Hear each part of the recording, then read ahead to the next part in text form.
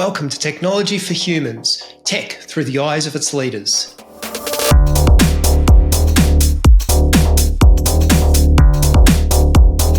Hello and welcome everyone, and I'm very glad to have speaking with me today Greg Molnar. Greg, welcome to the podcast. Hi, Rod. Thanks for having me. Hi, everyone. Greg, where are you calling in from today? Where are you? I live in Portugal, but not in continental Portugal. It's in an island in the middle of the Atlantic Ocean. You live in an island in the middle of the Atlantic Ocean? Yeah, it's called São Miguel Island. That's incredible. Well, the internet's great, so... Yeah, I have Starlink, actually. Oh, okay. Actually, so do I. And I actually usually tell my guests that occasionally there's a dropout when the satellites change over. It doesn't happen often, but occasionally it happens. So if that happens, just keep talking and I'll rejoin you. Yeah, I noticed that one as well, but you rarely notice it, to be honest. Yeah. Sometimes, like just very occasionally, I'll drop out for a few seconds, and but anyway, otherwise it's great. Yeah, for me as well. I wouldn't have any other options, to be honest. Yeah, of course. Yeah. Greg, let's get into who you are and what you do. So here's some things that I know about you that I think the world should know. One is you're obviously a Ruby developer. That's who you are. That's what you do. But you're a white hat hacker, pen tester. This is your occupation. Is that correct? Yes. Well, I'm a Ruby Rails developer since 2010-ish. I think that's when I started to learn Rails, and I fully transitioned to Ruby development in like 2011-12-ish. Mm-hmm. And then I happened to work at a security consultancy.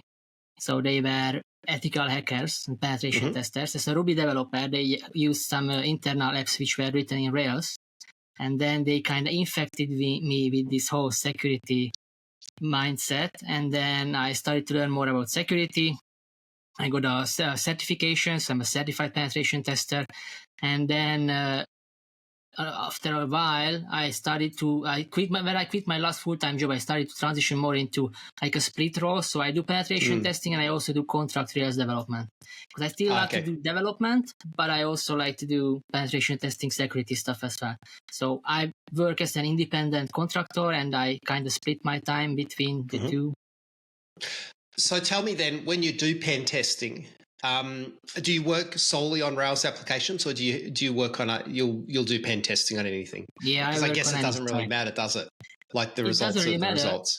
But if it's a Rails app, and I know all the usual suspects of mistakes which people make in Rails apps. Of there course. are a few obvious things which usually happen in Rails apps.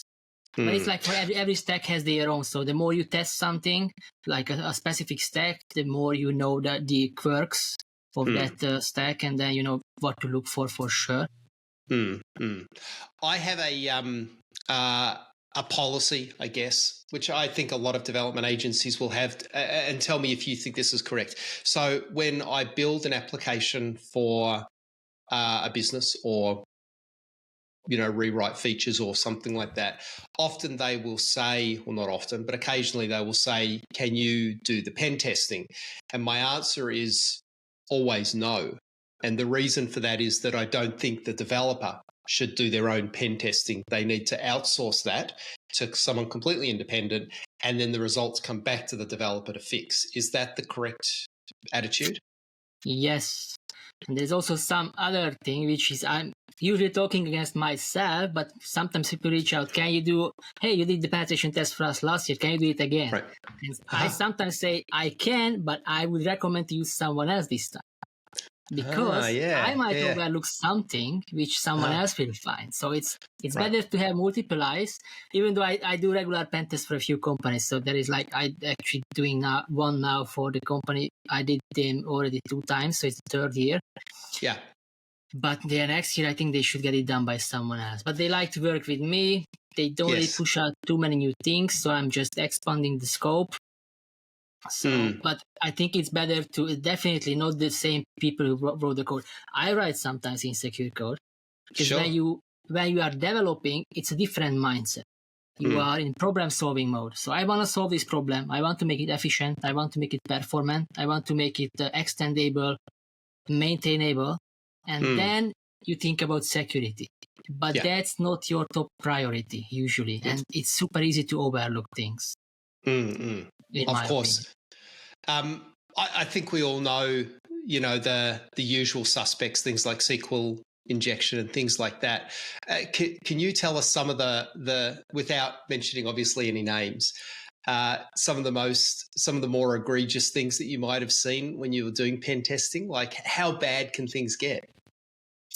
Actually, I just found a remote code execution, which is super rare. But I found a few of those. But that's the biggest issue I find. Is which is a bit surprising. SQL injection, to be honest, in Rails apps, I don't even think I ever found one during a pen test. Right. Because Active Record has a few methods which doesn't sanitize because of this design.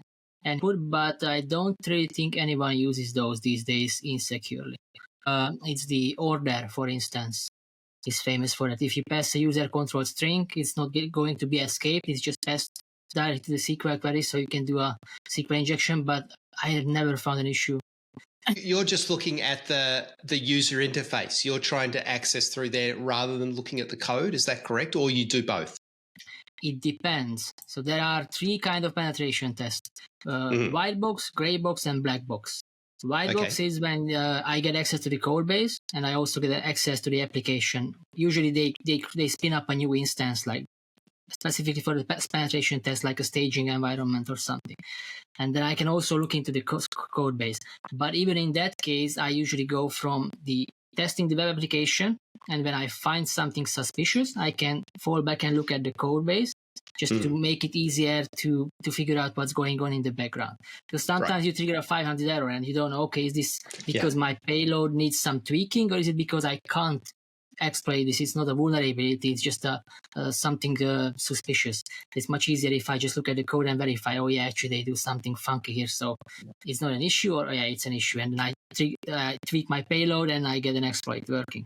And then there is gray box, which is you don't get access to the code base, but you get all the information about the application, like what framework they use, what front-end tech they use, what database engine they use. They give me a demo, a tour of the application.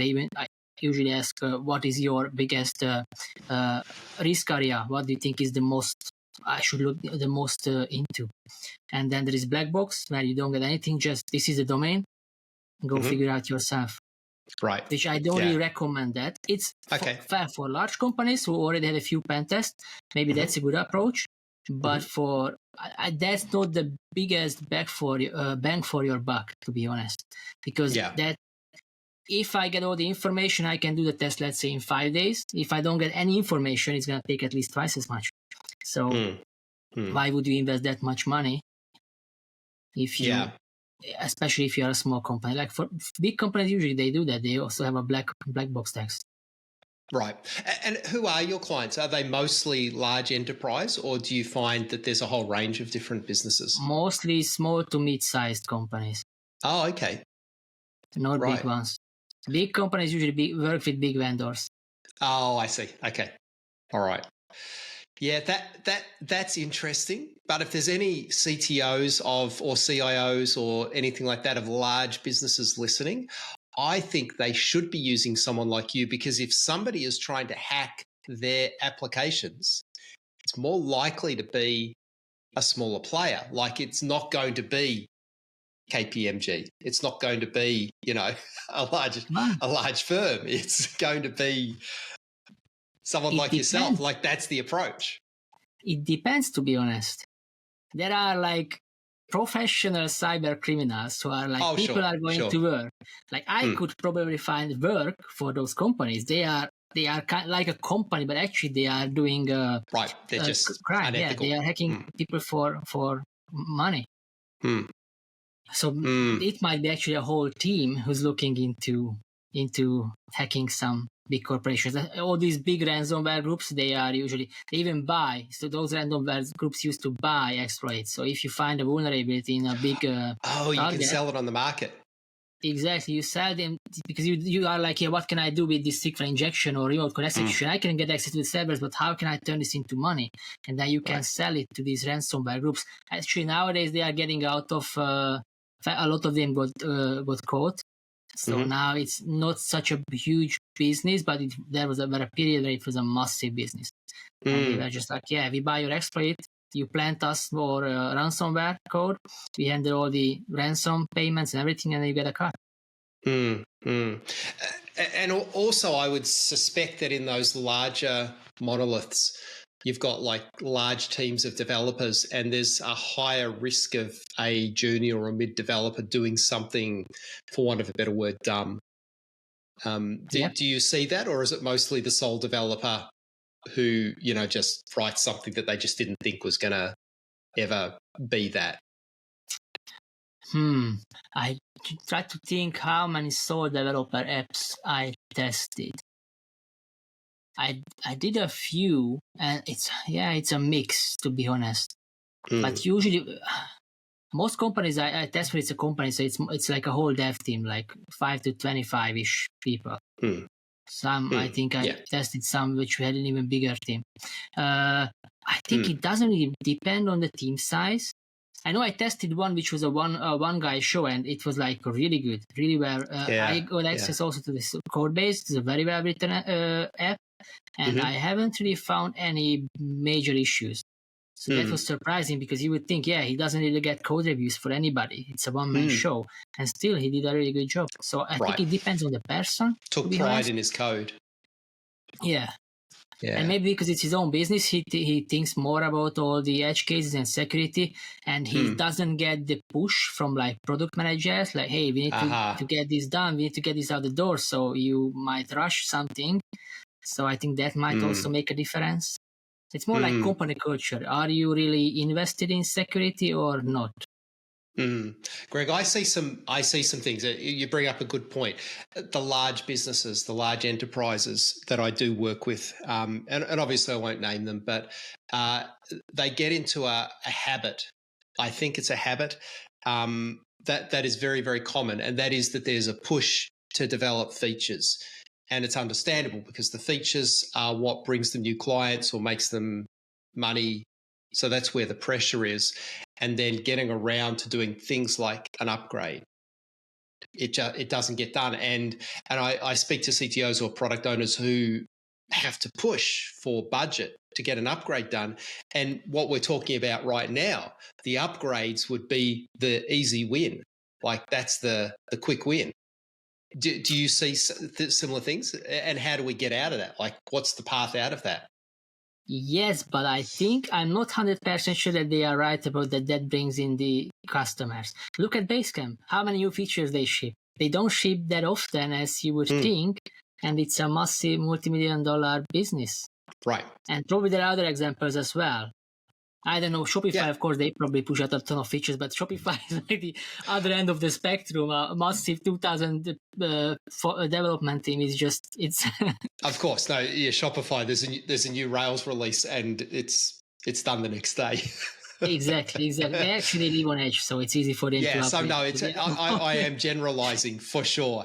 But, they're also exceptional examples, and the rule is more likely to be the upgrades take a little bit longer.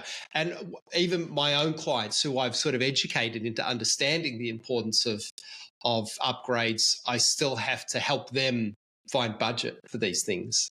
Yeah, that's a huge issue in the I don't know about the other stacks, but in Rails for sure, the whole upgrade thing. I worked on a Rails 2 app last year. Okay. Right. It's just unbelievable. And they don't even, you can buy the long-term supported edition. There is a German company, Macandra or something. They didn't even subscribe to that one. Right. She's like, are you fucking insane? They just don't care. Yeah. That the LTS product's a really good product, by the way. I spoke to someone from Macandra just recently, actually, and I love what they do. I think that's great. And there are still a lot of Rails 4 apps out in the wild for sure. Rails 4.5 ton of them, because as you say, yeah, they don't focus on upgrades. And the problem is then once you don't do an upgrade, then it's just getting more and more difficult because now we need to do 3 upgrades. And truthfully, it's not actually the Ruby and Rails versions that are the problem. I say that with, some trepidation because that can be a problem, but insecure gems is probably more likely. Somebody installs a gem, they don't really know what's happening in that code, so they haven't inspected it. They're just relying on someone else saying this works. Yeah, that's absolutely true. And also outdated gems, like even if a lot of people don't even run bundle audit in their code base, which is like, that's also a bit reckless, because if there is a CV for any of your dependencies, you want to know about it, and at least then you want to upgrade that. Yeah, that can be a real problem. And yes, gems that haven't been updated for a long time and no one's supporting them anymore, or they've been forked and there is a version that is just not the original. Yeah, these things all happen. Now I find it interesting too that you don't really advertise for your services in the traditional way. You don't do Google ads, and you don't like your method of obtaining work, and correct me if I'm wrong, is conferences. Is that correct? Not just conferences, but networking, I would say. Networking, okay. So how do you do that? Tell me about that, because there'll be a lot of people listening to this right now, a lot of developers and people who run agencies and things like that go, how do I get leads? How do I find leads? What do you do? How do you do this? Well, it's multiple things. So first of all, I work for quite a few full-time jobs in my life, in mid-sized to larger teams. So I work with a lot of people. Sometimes those folks go work somewhere else, and then they need someone. Let's say they need a penetration test, and they are like, oh, I think I know somebody who does that. I can refer this guy, reach out to him. And then the CTO reaches out and says, oh, so-and-so recommended you because he works in our development team. Like, oh yeah, that's great. So some work comes my way from those sources, also development work. I think the last couple of years, most of my development work came from like old work colleagues, because they went to work somewhere else, and then they just needed help with something, and they're like, oh yeah, I know a contractor, we can hire this guy. And the best thing about this is like, there is like, no interviews, nothing happens, because they know me. They already know you, they already trust you. It's just, hey, when we want to start, just discuss the money, and that's it. The only thing we discuss is what do I need to do and how much they should pay, and that's it. And then we just get on with it, and everybody's happy. And the other source is blog posts, Twitter, and putting things out online. Okay. And then the third one is real life networking, like going to conferences, talking to people. And but I don't really advertise myself at conferences either. It's just like you start to talk with people, and like chit chat, and you ask, oh, what do you do? What are you working on? And then things come up. Oh yeah, you do security stuff, and then sometimes so later, you're not trying to, but it inevitably happens. Exactly, and it's like sometimes it's like really late. Like 2 years later, you meet someone. I met someone at a conference, and then 2 years later, he reached out to me. Hey, we need a penetration test, and I think he would be a suitable guy to do that. So you never know who you talk to and who you meet, and if it's going to turn into business later or not. Well, it's an interesting niche that you're working in, because if I have the thought, I need some extra developers, there are probably 100 people that I could contact today. Rails developers, very, very good developers, fantastic developers that I know, that I would trust. There's many, but how many pen testers do I know? Well, truthfully, two now, actually, because I've met you. So that's the fact. Like, if I needed a pen tester yesterday, there is one person that I would have called. So, and he's not a Rails developer. He's just someone in the industry that I know and have used. So, I mean, an interesting niche, to be honest. Yeah. And I it is such a needed thing that I think a lot of businesses don't even consider that they need to think about, but, definitely do. I mean, we see that the results of not doing it every day. Yep. Yeah. But I'm still not sure, to be honest, if pen testing is the best approach. or bug bounty is the best approach, or a mixture is the best approach to. So what would be the best outcome for your investment as a company in security? I think it's a very tricky subject because you get a pen test done. Usually what they do is it's done once a year. A lot of companies do it for compliance reasons. So they are so compliant something and their they need to insurer get a pen needs. test done yearly. So usually those companies usually do it at the end of the year because that's when they realize, oh shit, we need to get it done and we haven't done it. And that's why last quarter of the year is always madness for me. And the thing is, so I get a pen test done, let's say in November for them. I found issues, they fix it quickly, everything is fine and done. But then they are pushing out code for the next 11 months. Right. And they might deploy a huge security issue 2 weeks after the pen test. And then that might cause issues down the road. So actually, I don't know what the best solution would be to the problem. If they do bug bounty, that would mitigate that a little bit because then they usually companies do bug bounties, they make announcements to the testers. So like, hey, we shipped this new feature if you guys want to have a look at it. And then within a week or so, they get a bunch of reports. If there are any issues, surely somebody's going to find it. And then they fix it. So and maybe that's out on that. And exactly. So that might be a better or a good alternative as well. But if you do bug bounty, like I do bug bounties sometimes, but I don't really test for the same things as I test during a pen test because I suspect that everybody already found those issues. So of course, everyone's looking at the same thing. Exactly, and I might be actually wrong. Maybe they have some issues around their authentication. And I'm like, I'm not going to look into that because why would I? I look more deeply into the application. Yeah. So I think maybe a mixture is the best solution, but I don't know. It's a tricky subject, I think. And of course, there's always the other factor that you can't test for, which is the human element. Oh, that's... things like phishing tests or phishing weaknesses. I think that's, that's a problem. Like, how do you solve for that? In our business, we educate our staff and we do random testing, and there's we have a whole program of that's continuous and ongoing. So, but I don't even know that a lot of businesses even think about that. Yeah, I actually, most of the companies that I work for, they do phishing tests. They do. So they get this. There's a bunch of vendors now. You can easily go and sign up, set up a campaign. It's a very low effort thing, and it's not even expensive. But I think that it's always the human element. Just by the way, Greg, we use No before because it's a Rails app. Okay, I didn't know that. Nice. But it's usually the human element. That's the weakest link all the time.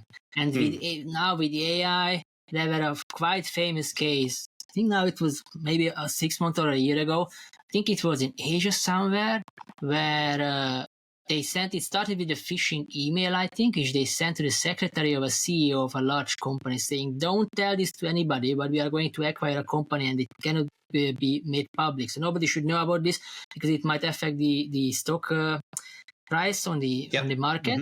But I need you to prepare $8 million or whatever transaction. It was quite a few $1 million transaction. And then I will call you on a Zoom call and we will discuss it together. And they called with a fake Zoom call.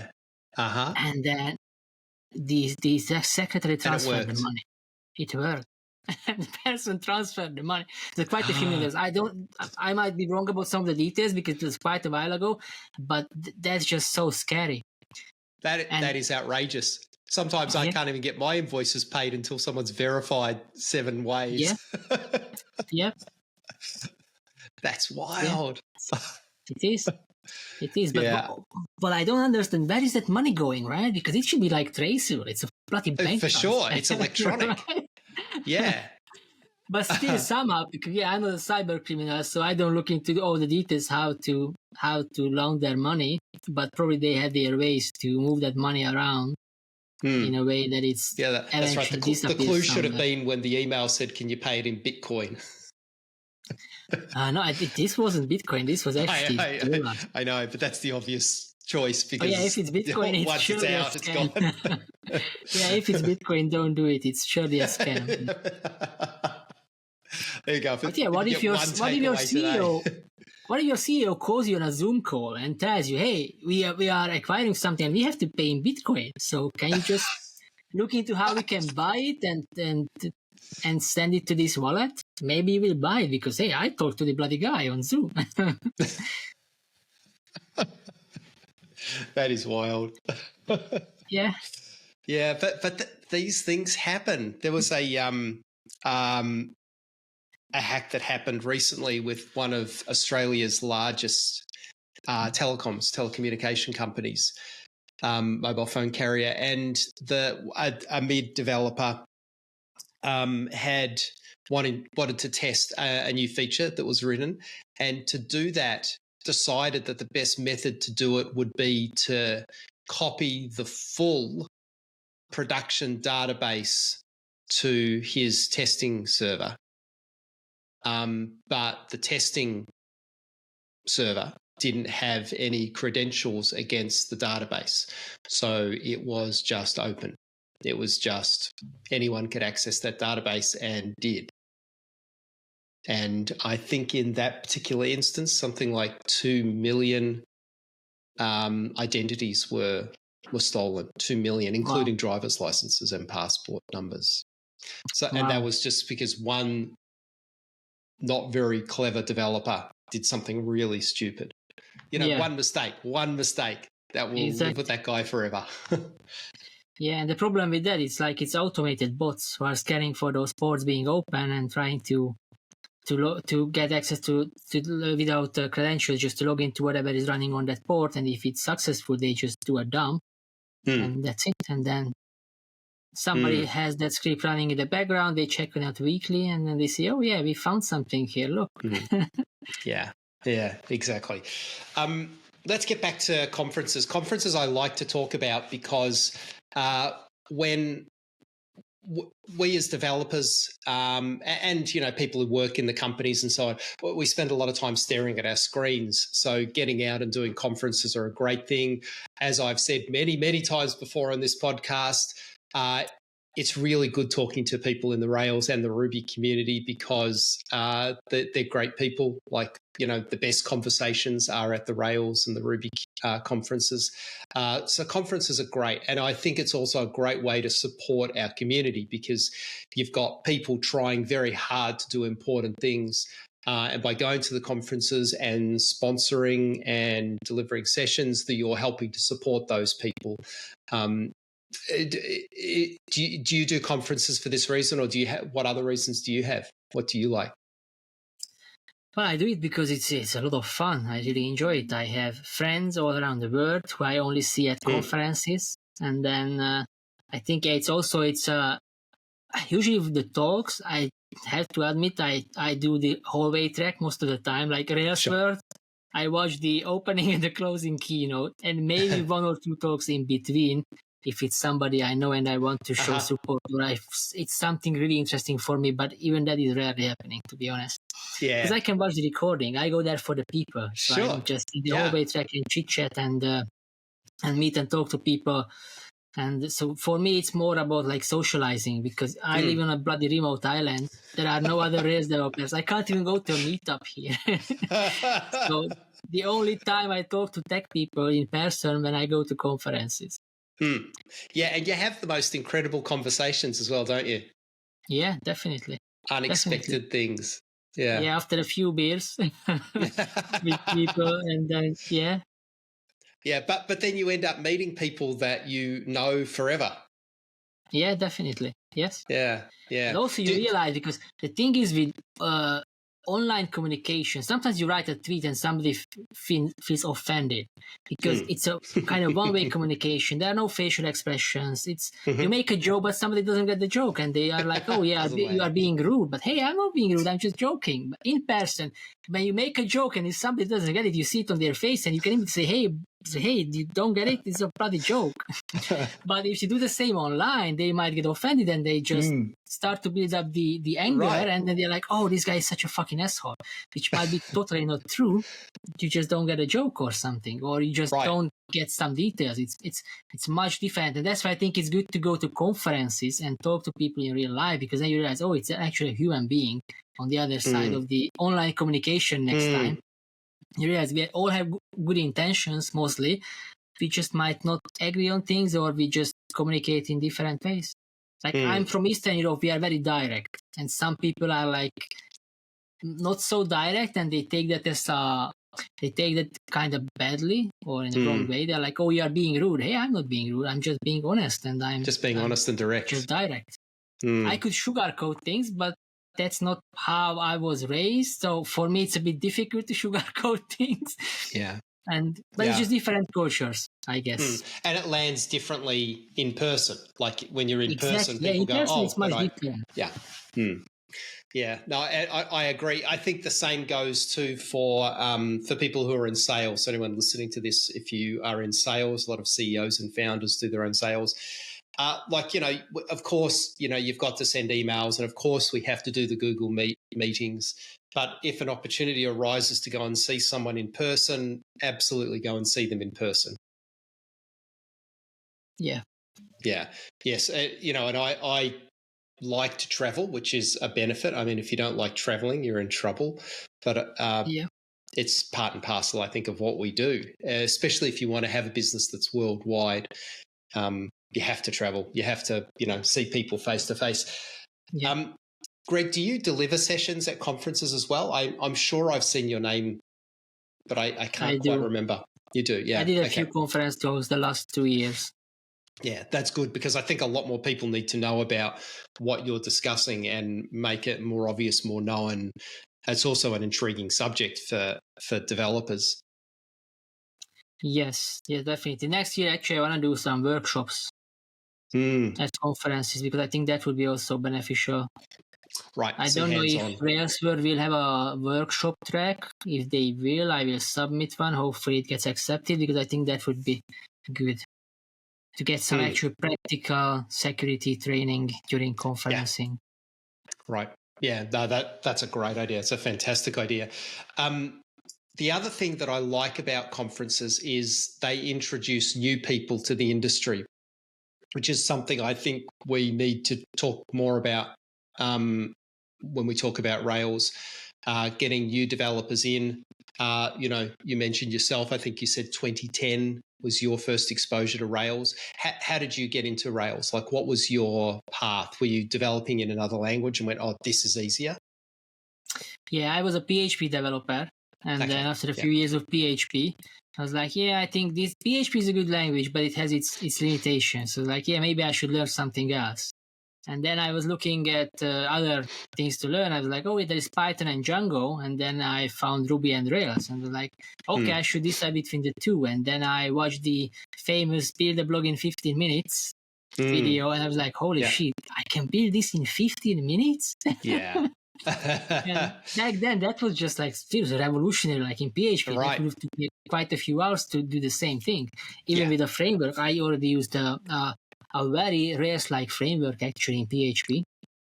And, and then I decided to learn Rails, and then I decided to learn Ruby and Rails, but then actually I learned more Rails at the beginning and then more Ruby later on. Okay. I started to figure out how things... what is actually in the background. I think in those early days, I was also a PHP developer back then. I think in those early days, PHP was a little bit messy because there were many ways to skin the same cat. So you were like, I think it suffered from not having a consistent framework of this is how it should be done, which is obviously why Rails works so well for us, because, we have that framework. It's something which is consistent, and, you can pick up a code and understand it, which really didn't happen the same in PHP, probably did to the extent that people were using WordPress, but then, if you're a developer, you weren't using WordPress anyway. So, it's, custom frameworks. Everybody had its own framework. Yeah, that's right. Yeah. For every company, not everybody, but every company had its own kind of framework. Yeah. And then... Yeah. But even I, like as a developer, like I developed my own chunks of code. I think any developer does that I would reuse on almost every project. So, you start to head in that same direction. Yeah, I do the same with PHP. But then I started to use framework. There was a framework called Yi. Oh, I remember that. which is Yeah. actually it's from a Japanese guy, I think, Asian. I think he was Yeah. from Japan. And it was very Rails-like, but in PHP. And the difference is the same thing. What you can do in Ruby and Rails with 3 lines of code, in PHP you needed 8 lines of code to achieve the same because of the language differences. Ruby is such a concise, beautiful language. It's unbelievable with so much power. You didn't get the same in PHP. Maybe you get it these days because it improved a lot. But back then it wasn't like that. So you had to write so much more code to achieve the same. And that was also one of the reasons why I was like, no, I want to actually go with Ruby and Rails. It's just so much better. Yeah, I agree. That's an interesting path. I think you'll find a lot of Rails developers went through a similar path, and what it really points to is that today we don't have that. We've got all of the JavaScript frameworks. We've got PHP with its framework. We've got the Python, which a lot of people are learning when they're in university, and so those traditional paths to Rails aren't there. So we need to introduce new people. Now, that I don't by any means have the viewpoint of Rails is dead or Rails is dying or anything like that. I know that the market share of Rails is pretty consistent actually over the last few years. I mean, that's what GitHub statistics tell me. But how do we increase the numbers? How do we improve the number of new developers coming in? That's what I'm interested in. Yeah, but do you think we need more new developers or more new projects and companies using Ruby and Rails? Both, because one will lead to the other in both ways. Like if we train up new junior developers today, then those junior developers will go on to be the founders tomorrow, or some of them will, not all of them, obviously. Some will be the founders. And then if we are encouraging the founders to use Rails, then they're bringing in new people. So I think it's both is my answer. Yeah. It's probably a bad answer, but... No, it's a good answer. But I think in my view, you don't need to convince anybody to use Rails or Ruby. It's super easy to sell because it's a beautiful language. It's a really good framework. If you talk to somebody who does Java or .NET or whatever, or even the JavaScript, and you show them, hey, you can do this, what you do so in a so complicated way, you can do it super easily and simply with Ruby and Rails. They're like, oh, really? I love this. It's super easy to convince, I think, people to pick up Rails and Ruby.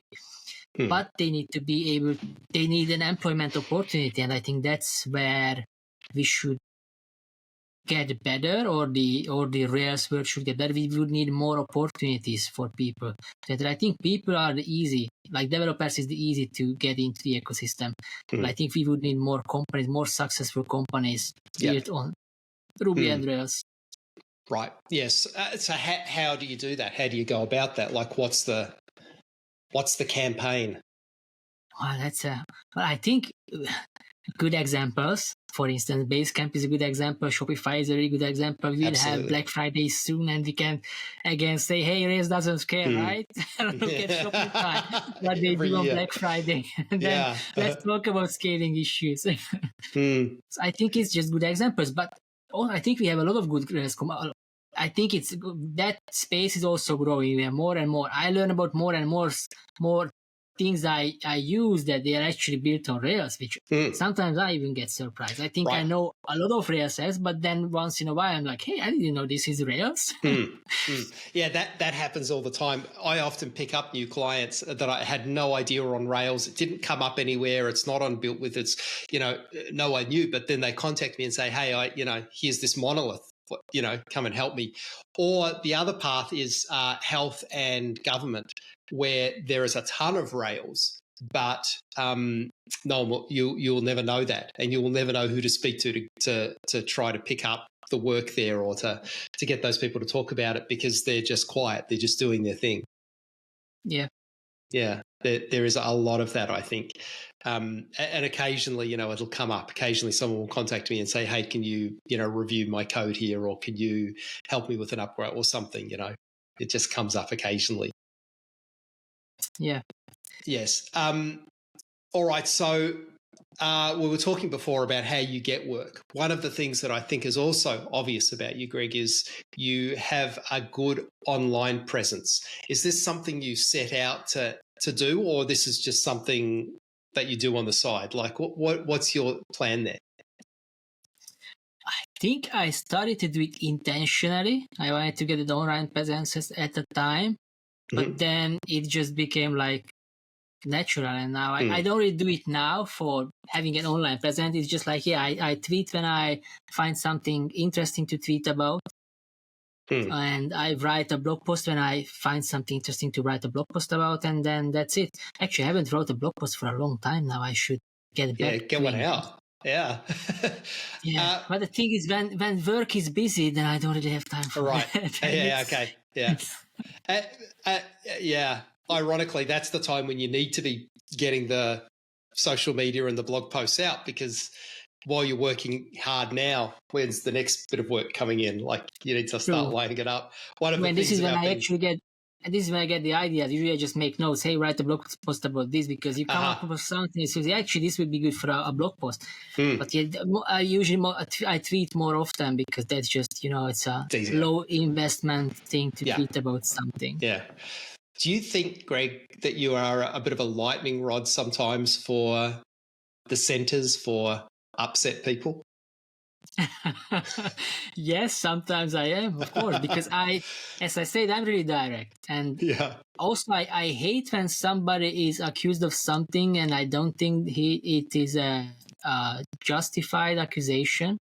For instance, when people shit on DHH for things which are absolutely not true, and when you ask, oh, hey, can you give me an example when he was like, there are some people say he's an asshole to contributors to Rails. I'm like, man, I interacted with him a few times in the past 15 years. He was always nice. Sometimes he said, yeah, we don't want this, but hey, I don't think this is good. That's fine. That's his opinion. It's fine. I can say the same about some things he does if I want to. There is no offense in that thing. And then you accept, yeah, he doesn't like this thing. He doesn't want this thing in Rails. That's fine. Fair enough. It's his framework, right? But that doesn't mean he's an asshole. It's just like, I want to make the calls here. I make the calls, and this is my call. And everybody should accept that.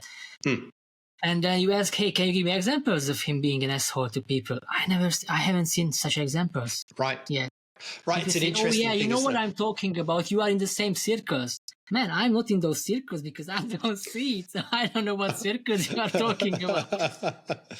So, and sometimes that leads to an argument. And sometimes I get into confrontations with certain people.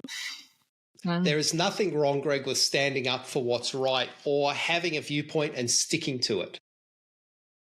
Yeah, I completely agree. Yeah, I think as human beings, as people, one of the things that we have is opinions, and we have a right to those opinions. That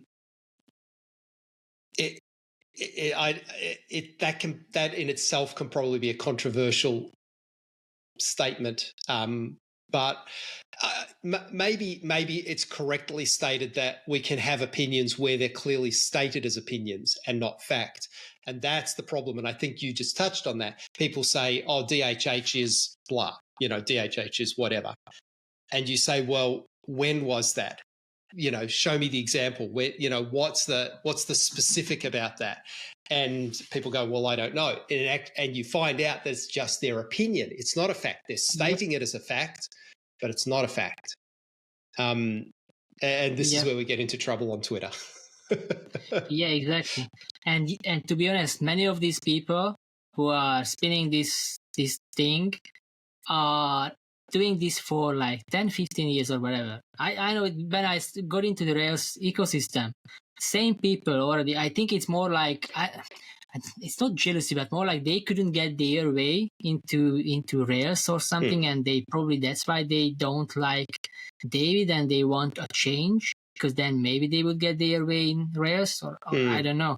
But it's not really new founded things. And everybody say, oh yeah, in the last couple of years he went nuts because he writes all these posts like how London became an immigrant city or whatever, and he's racist, blah, blah, blah. But hey, you were attacking him for other things 10 years ago. So it's just whatever he says, you will try to spin that and turn it into a negative thing. Even like his keynote from this Rails world, where criticized by some people how bad it is because Pax Romana wasn't good for everybody. I'm like, come on, that's just a fucking example. He didn't say that the Roman Empire was great for the whole world. Come on. But you can see whatever you want into something. That's the thing. And if you want to see bad things into something, of course you're gonna see that. And when people say, "Oh yeah, he's calling out Apple," yeah, of course, Apple is a fucking multi-million-dollar company who's ripping off developers 30%. Do you really think that it's a bad thing? He makes jokes about them and he kind of being rude to them, because I don't think it's a bloody company actually, not a person.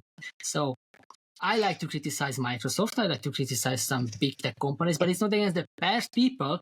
It's against the company. So interestingly, DHH does state very clearly, this is just my opinion.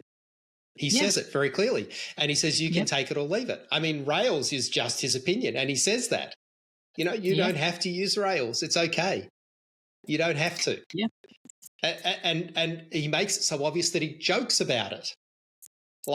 And I think he did in that keynote. He actually made a very specific joke about how opinionated he is. But it's an opinion, and that's okay. And he's not as opinionated as he used to be, I think, actually. He's getting old, like we all do. We have a term for it in Australia. It's called the tall poppy syndrome. Have you heard this term before? No. In Australia, anybody who is mildly successful tends to find themselves being cut down. A tall poppy, gets cut down.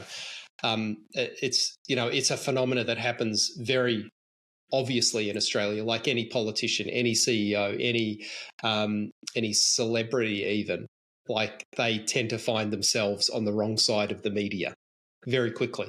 It's just, it's a bizarre thing that happens. We don't like people to be successful or something like that. It's bizarre. Yeah, but it's a fact. You started your own Discord server. Why? Yeah. Well, it was actually, there was a cancellation attempt of DHH again, which happens once in a while, called Planware, where people were like, oh yeah, we collect signatures that DHH should leave Rails core. I don't really remember now what was their reasoning this time. But at that time, I heard somebody told me that, hey, these guys are actually discussing this whole thing on the Ruby Discord. I wasn't even on the Ruby Discord before that. I was like, yeah, let's join and let's see what they are talking about. So I joined, and then, of course, they were shitting on DHH, and then I started to question them, like, why do you say this? What is the proof of that? Or how come you... And I actually asked someone that, hey, because he wrote a comment on... there was this... Ruby tool called Opal, which was writing JavaScript in Ruby. So it was like you write Ruby and it transpiles. I think it was transpiled to JavaScript. I don't remember the details. But anyway, so there were a guy who were leading that project who did some supposedly transphobic comments online, and people say, yeah, he should be removed from the project. And then this person said, I don't think he should be, because I think that's his personal opinion and it shouldn't really affect his open source contributions. And now the same guy says, oh yeah, DHH should be removed from Rails core because of his personal opinions. So I just asked the guy, hey, what changed in the last couple of years? Because now you are on the opposite side of this argument. Right. And somehow that triggered me being banned from that Discord. They banned me from this. They said I'm bullying the guy. I sent them the description of the definition of bullying. Yeah. They say, hey, that's not bullying. Oh, and then you are witch hunting. I'm like, I don't think it's witch hunting either. But then I couldn't respond anymore because they just banned me. Yeah. And then I didn't really care. I just said it on Twitter. Hey, I got banned for this. This is ridiculous. It's just this whole Discord seems to be ideologically captured. And then some other people started to message me and said, hey, they banned me as well a few days ago because I did something similar than you. I went there. I questioned them about the whole DHH cancellation thing. They didn't like the questions and they just banned me. It turned out they banned quite a few people. And then one of them said, hey, maybe we should start our own Discord. And he even created it. And he sent me a message, hey, if you want to join, just join, and then we'll see what this turns out to be. And then I joined. I was the second one. It was empty, and I just told him, hey, yeah, let's set it up, set up the rooms. Let's try to promote it, see if people are coming. And now I think it's like, let me check. I think it's at least 1,500 or maybe more, close to 2,000 now. I think the number of members... Yes, it's 1,645. Yeah. That's awesome. And now you're coming after Reddit. No, I don't think so. Reddit is a different beast. So Reddit is also interesting. The Ruby subreddit is also, and the Rails one. There are two Rails ones. There is one called /Rails and there is one called /Ruby on Rails. Mhm. The /Ruby on Rails is perfectly fine, but it's half the size of /Rails. Right. But it's the same thing. You post anything which is anti-DHH or not even anti-DHH, but you are rude to somebody. They don't really care. But once you are rude to somebody they like, let's say it's the core developer of or the lead developer of Hanami, then they Right. ban you. Or a guy called Brian Copeland.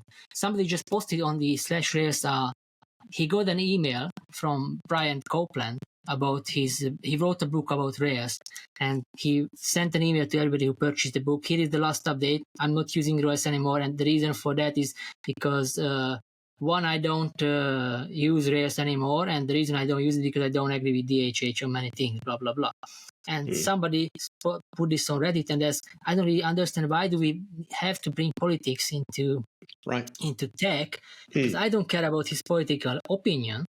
I just want to use Rails, and I don't care if he uses Rails with me or not. But why can't we just not talk about this? And everybody has their own political stance and do that outside of tech. Like when I go to a conference, I don't tell anybody who I vote for. Actually, I don't vote for anybody. People think I'm a right-wing nudger, but I don't even remember last time I voted. I don't care about politics, to be honest. I like to watch it from the outside and just laugh on the US when they have one president, and then when the next comes in, I root for the other guy to win. Once he wins, then I shit on that guy because everybody turns out to be a bad president anyways once they won. They promise all the marbles. Once they get into power, you don't get the marbles, unfortunately. No. So, and that post was also deleted for no reason. So to me, this clearly shows that those guys are kind of ideologically motivated because they don't want anybody to see any criticism to things they think the way things they think should be. And the other interesting thing why I think Reddit is kind of not interesting to me, even if I post a good tech article, I see people are downvoting. Right. Because you can see on Reddit. And I'm like, are you serious? At least don't vote on it if you don't like me personally, because they don't vote on the article. It's not even my voting on you. Yeah. Yeah, exactly. And it's not even like last time. I think I posted someone else's thing because I found something interesting. I said, hey, I'm going to post it on Reddit because I haven't seen it. So let's give it some boost. And they are downvoting it. I'm like, come on, it's a good article. I haven't even wrote it. And you are downvoting. You don't want people to see it. That's just so narrow-minded. Even the guy who I dislike the most, I don't know who that is, if he would write a good blog post or a good technical article about anything, I would say, yeah, this is amazing. Because it's not the person who I praise, it's the technical thing he did what I praise. That's what's important. And I can totally separate it. Like, I don't have to agree with DHH on all his political opinions or whatever, but I still love all the shit he pushes out in Rails, and I love the direction he's pushing Rails towards, and that's what that matters to me. I don't care about the rest, to be honest. I mean, what we're discussing right now in Rails, I think is nothing compared to the attention he's gotten with from the Linux crowd. Oh, yeah. Oh, they don't like him. Yeah, Omar is not a distro. They are vicious. Some of them, not all of them, sorry. But some of them are vicious. At the same time, I think the Omarchi Discord is like over 10,000 people, maybe even 20,000 now. It's like crazy. It's what's crazy. The problem? Like, why have a problem with it? Just let it be. It's got nothing to do with you. If you don't like it, don't use it. That's okay. And honestly, I use Omarchi, and so I use Linux. I bought my framework before DHH bought his, so I'm on Linux for a couple of years now. And when I bought my first framework, I was like, I'm leaving the Apple ecosystem, and I'm going to set up Arch Linux. Well, I installed Arch Linux on that framework, and if you install Arch Linux, it's like, it's nothing. It's a bloody terminal. You need to decide what window manager you want. You need to decide on so many things. I'm like, holy shit, it's a massive mountain. I'm not going to climb this thing. Let's just install Fedora with KDE, and then everything is operational, so I can get on with my life. Yeah. And when DHH made Omarchy, I was like, hey, this is exactly this is the top of that mountain, which I was too lazy, or not lazy, but I was like, I can't invest this much time. Don't have the time or the patience for that. Exactly. And I was like, yeah, this is amazing. I installed it, and I don't use it the stock Omarchy. I have a bunch of customization to make it work for me. It's a really good base, and you don't need to think about and research all the nitty-gritty details how to make this and that work on Arch and Hyperland. People, the community does that, and people I see on the Discord, they propose things. Hey, have you thought about this? Like Weber, I think it wasn't, or maybe it wasn't Weber, but there were a few things which were actually replaced from the beginnings, and something else is used for that because somebody recommended a better tool. And it's just, I think it's so amazing that people have a really easy way to spin up a Linux development machine and get a feel for it. And if they like it, they stay. If they don't like, then they go back to Windows or macOS or whatever they used before. What I love is being able to rescue from the dead old machines. I installed Omarchy onto a 2012 MacBook Pro, and I was like, there is nothing wrong with this laptop. This is a perfect laptop. In fact, it's great. I have a few old MacBooks which I want to put Omarchy on. Yeah. Like you will have too many machines around your house. You will because we all have these in drawers. I've got an old Mac Pro. The old dust can. The Unibody. Yeah, which I had to abandon because I couldn't upgrade anymore and switch to a studio. But why did I have to abandon this perfectly good machine? It's got dual GPUs, it's got a ton of memory, it's got a fast CPU, it's a great machine. But at some point, Apple just went, no, you can't upgrade that anymore. Yeah, I have 3 or 4, I think, of those old MacBooks. And you could probably get them pretty cheap around the place. Anyway. Yeah. What I think is the battery. I think I need to replace the battery in some of them. Oh, yeah. But, the old ones are not that difficult to replace. I have a newer one, a 2019, I think. That's my last MacBook. The battery replacement is a little tricky in that one. Yeah, Was that an M1 or was that just before? No, it's still not. It's still Intel. Still Intel, yeah, okay. It was before the M machines came out. It's the 16-inch MacBook Pro, which is actually, I like that machine. What I didn't like is the whole upgradability and the repairability. And when framework, I pre-ordered my framework because I don't even remember how I came up across them. But when I saw, hey, these guys promise that you can replace your own battery like this, and you can upgrade your RAM, and you can replace your hard drive or SSD super easily. I'm like, this sounds so good. I was like, yeah, probably it's not gonna work, right? And it's gonna be a shitty machine. And then I got it. I'm like, hey, this actually feels like a bloody MacBook. Yeah. And with the repairability. So Apple's claims that, we can't make it work with this form factor to make it repairable because we need to do everything. That's bullshit. It's bullshit. Absolutely. They could, and they are so much bigger than framework. Can you imagine if they would put their R&D team into making a repairable, upgradable laptop? What those guys would come up with, it would be amazing. But there is no financial incentives to do so because their business model is you upgrade every other year or every 3 years. You have a new phone, you have a new laptop because that's how they make money. Yeah, absolutely. Yeah. We're all like slaves to this industry, aren't we? Yeah, unfortunately. Yeah. I mean, it's but what we've bought into. I'm not even thinking about buying a new laptop.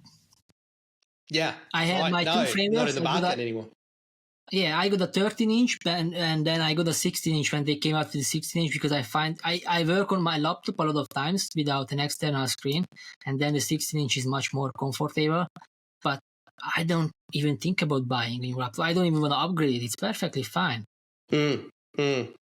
Yeah, I think the frustrating thing for me, I'm not sure about you, but I came from this world of after obviously the old Radio Shack TRS-80 and all of those machines that I had, but working like using the Windows computers that were infinitely upgradable and constantly just mucking around with them, pulling out this card, putting that one in, like it was just a routine thing. And so you think that is how your computer should work. You should be able to swap bits in and out and do things with it and change the cables and do whatever you want with it. It is your computer after all. Yeah. That's sort of the world that we came from, I think. Okay, we probably just want to wrap up soon, but I want to ask you, because we've discussed a few different things, in particular getting new companies to start using Rails and the ideological threats, I think, to the industry is maybe the way to put it. What is the biggest threat to our future and what do we do about it? Actually, I think for the whole Rails community, I think is this whole ideological infighting. And that kind of connects or relates to these new companies using Rails. Because let's say you are a founder who haven't choose a tech stack yet, and then you start looking to Rails, and then you see, oh, these guys are just infighting about all this bullshit. Do I really want to be involved in this crap? And they might say, I love the tech. I would love to use this framework. It actually helps me to get on the market super quickly. But do I really want to be part of this? And they might say no. I think that's a problem. This whole shitting on one side of the community all the time and trying to get change into something which doesn't really require any change. I don't think that's good and healthy. And whenever a discussion might come up at a company that, hey, should we try this new project in under stack? Some people might say, oh yeah, it's really good because then we don't need to deal with all this Rails crazy stuff. But also, I think some of this online thing is only affecting like a very small part of the whole Rails ecosystem, because a lot of people are not on Twitter, not on Reddit, not even online. I used to work with people who didn't even really know anything about the whole community. They never went to a conference.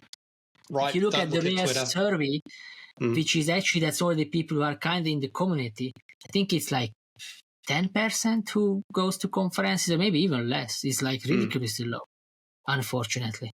No, that's true. I mean, a good conference is like 600 people, and there are tens of thousands of Rails developers around the world. Yeah, that's true.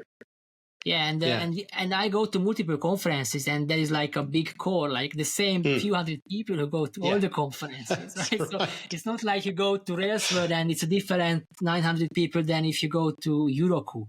Yeah, it's kind of half of those people is the same. Yeah, no, absolutely. I'm thinking of these people as you're talking, of course. Yeah. Yes, I think that's the biggest threat.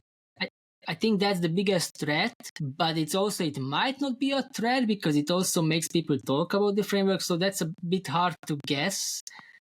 Some people would say the biggest threat is AI, but I'm not really on that bandwagon, to be honest. I think we are very far from actually AI taking over jobs.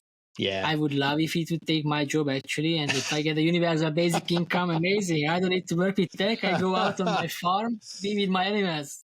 Yeah. I'm all in for that. But I don't think that's going to happen anytime soon. Greg, I started at the start of this year, or maybe partway through the year, I started surveying people in the industry like yourself. And I did, a couple of hundred surveys asking about AI was one of the things that I asked about. And at the start of the year, when I started to talk to people, there was a real concern. And as we sort of moved through the year, I think around June, July, August, somewhere in there, people stopped worrying about it. People were like, it's a great tool. I use it. Is it going to take my job? Absolutely not. Yeah, I don't even use AI, to be honest. You don't? Okay. No, I know some people who I trust their opinion, and I know they are smart, and they say, look, it works great for me. It saves me so much time. Maybe I'm too dumb for it, but for me, it's usually just a waste of time. It takes me down the wrong rabbit holes. It gives me false information. It takes more time. maybe maybe actually the difference is also I don't like to review code as much as I like to write code. Okay. So maybe that's another difference. It probably works better for people who like to review code. Right. Because then if I need to review the code the AI generates and then I need to review somebody else's code as part of a team, I'm like, that's too much of a code reviews. Come on, give me a break. I want to write code. Yeah. Right. Yeah, that's the thing that it takes away from you, and you're left just reading the output and understanding. So probably it's also a mentality thing for people who like to review code. They like to work with AI more, and they like to use AI more for writing code. But I don't really like to review code, so I prefer to write code. And maybe that's another reason why it doesn't really work well for me, and I don't like to work with it. I don't know. Yeah, and look, it's an individual thing for everybody. I find I speak to people who have teams of developers who love using it and it increases their output, and then other teams who have tried it and found that it didn't affect their output. So there's a lot of variables in there. You know, the individuals themselves, what they like, but also the code base that they're working on. There are some things of course. like AI will work great on. Yeah. So, you know, it's up to everybody. Greg, we're running late already. I feel like we could talk for hours. Early, not late. It's early for you, know? Is there anything you wanted to talk about or anything you wanted to bring up that I didn't ask you or perhaps didn't let you say? Anything else you want to add? One thing I think we should mention, so conferences and the job market. Yeah. A lot of people are complaining, oh yeah, I can't land a bloody Rails job for this long because AI is taking our jobs, blah, blah, blah. I always tell people, go to bloody conferences, network. Because if somebody gets your CV and they read the name and, hey, I met this guy at the conference, I had beer with him. You are already at the bloody top of the pile. It's just so much different. For once, that's one advantage. The other one, I go to conferences and then I see so-and-so company is hiring that, and I never heard that they are like Stripe. When I went to Friendly RB last year, I didn't know Stripe is looking for people. And at the conference, you say, yeah, we are looking for people. If you are looking for work, come and talk to me. So you might find job opportunities which are not really advertised anywhere. And I think everybody should go to more conferences and network. I agree. And back up the people who are running the conferences. Like I think SF Ruby is on right now as we speak. I'm dating the podcast, but it's on right now. And that's a conference which is helping support new businesses getting into Rails. Like they're actively supporting that. So how could you not support that? How could you not, give that your attention? And I appreciate not everybody can get over to San Francisco on a dime. I would have loved to have gone to that conference, but I just couldn't make it this year. But, these are the things we should do. Yeah. For me also the day didn't really work, but next year it might. I do BJJ and there's a competition around this time, and it's just actually the whole competition season for me is around this time. So this is the worst for me to do conferences. Yeah. Oh, we didn't even get to talk about that. That's intriguing. Yes, so absolutely, yes. Get out to conferences. There's many, many reasons why they're great, and you get to see different parts of the world that you don't normally see as well. That's another benefit. And I also know a few people who I think I had a little bit of a part to convince them to go to their first conference. And then they're going to the other conference because they say, hey, you are right. This is actually amazing. Now I'm going to go to more. It's just, I just need to find the money and the time, and I'm going to go to even more. Yeah. Because I think if you go, I don't think I ever met anybody who said I had a bad time at a conference. I'm yet to meet somebody saying that to me. Yeah. But I don't think anybody ever has a bad time at a conference. Maybe they get sick or something, but that's not the fault of the conference. I think if it's usually fun. It's interesting, Greg. I bring this subject up as well a lot, but I go to other conferences for other industries. One of the ones that I frequently go to is Salesforce conferences. And I do that because I use Heroku. I love Heroku. And so I go to, drum up business. But you go to a Salesforce conference, you go to Dreamforce in San Francisco, it's 3 days plus, whatever events of the day before and whatever events of the day after. So it's a week. It's hard work.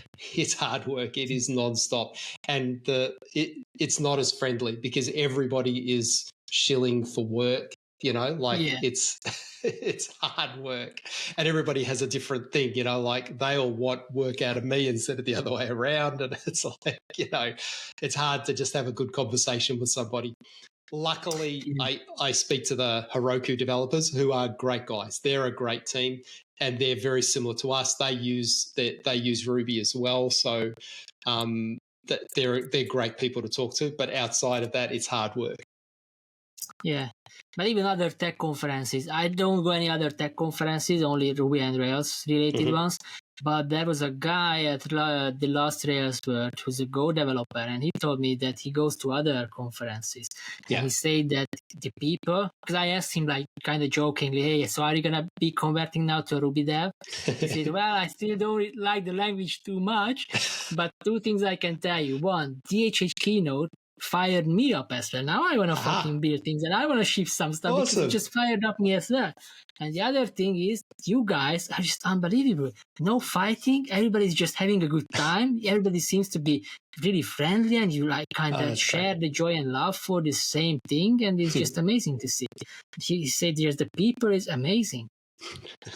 That's great. That was also really good to hear. I think it's. I think we are a nice community. In person, I think we're a nice community. Online, not so much all the time, but in person. But you definitely see the worst of people online as well, right? Yeah, of course.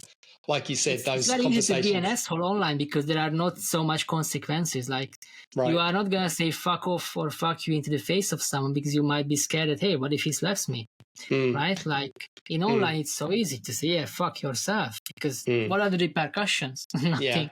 And it's not even a human being. You just write it out. So it's not like, yeah, am I gonna hurt somebody's feelings? Because you don't really. It's not the same thing.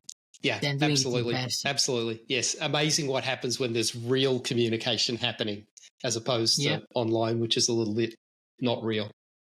Yeah. Greg, again, we could talk forever. There's a lot to talk about. You know what we're going to do? I'll see you at the next conference and we'll talk there. Cool. Definitely. In the meantime, thank you very much for joining the podcast today. I really appreciate it. And I think our listeners got a lot out of our conversation today. So thank you very much. Cool. Thanks for having me. And all the best, and see you at a conference, hopefully next year. See you at the next conference. Thanks. Cheers. Bye.